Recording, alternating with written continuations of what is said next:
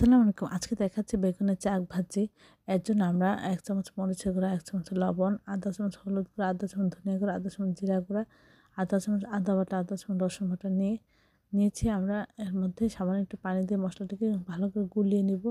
তারপরে আমরা বেগুন কুচি, কুচি চাক করে কেটে রাখা প্রতিটি পিস নিয়ে এই মশলা খুব সুন্দর করে মাখিয়ে দিব। প্রতিটা পিসেই আমরা হাত দিয়ে ডলে এভাবে খুব সুন্দর করে খুব ভালো করে আমরা মশলা বেগুনের গায়ে লাগিয়ে দেব।